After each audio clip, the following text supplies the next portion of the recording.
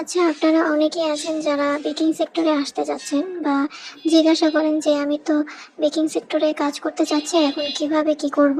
Baking সেক্টরে লাভ কেমন বা মাস শেষে এতে প্রফিট কেমন থাকে অনেকেই জানতে চান। অনেকজন জিজ্ঞাসা করেছেন তোমার এতে লাভ কেমন থাকে।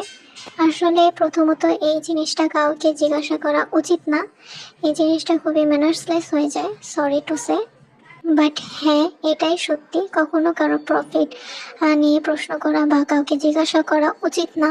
এটা থেকে আপনারা বিরত থাকার চেষ্টা করবেন। আমি প্রথমেই কিছু কথা বলি। বেকিং বর্তমানে খুবই কমন একটা প্রফেশন হয়ে গিয়েছে।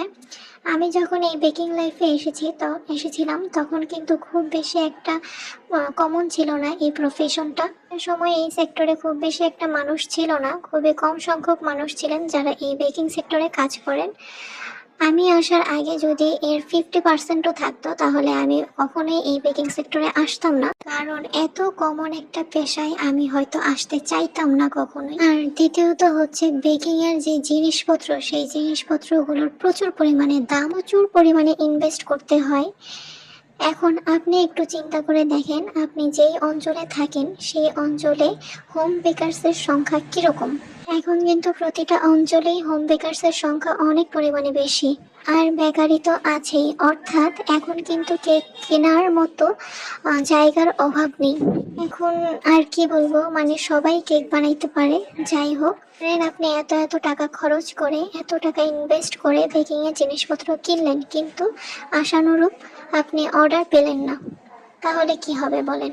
বাসায় দু একটা কেক বানায় খাওয়ার জন্য আপনি অবশ্যই 50-60 লাখ টাকা ইনভেস্ট করবেন না, তাই না? এখন সম্পূর্ণ ব্যক্তিগত বিষয় আপনার, আপনি বেকিং সেক্টরে আসবেন কি আসবেন না।